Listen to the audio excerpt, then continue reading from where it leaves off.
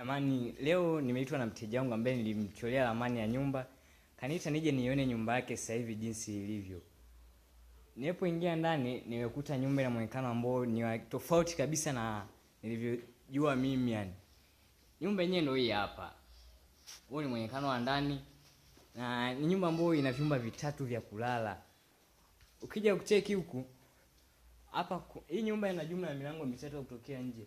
Kuna mlango huu hapa. Na hapa kuna hiki ni chumba. Hii ni kitchen. Hii hapa ndio sebule. Hii hapa. Kwa hapa kwa haraka hapa tuseme tu ni dining.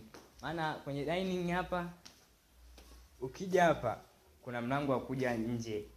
Huu hapa mlango. Ukitoka hapa mlango unaingia jikoni. Kuna jiko hii hapa. Kuna chumba hiki hapa. Alafu ukija huku kuna chumba tena kule. Kwa ni ramani ambayo nilimchorea muda na ni nyumba ambayo naona imekaa vizuri sana. Ukija kucheki hiki ni chumba tena. Hii ni passage.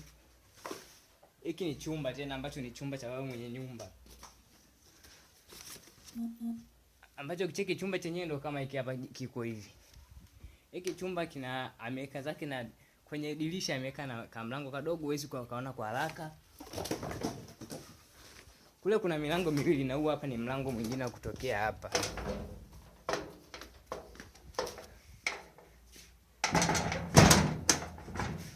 Kama mnavyoiona jamani. Nyumba yenyewe ndio hii hapa. Ngoja tuangalie muonekano mzuri ambao utakaa vizuri kwa mbele.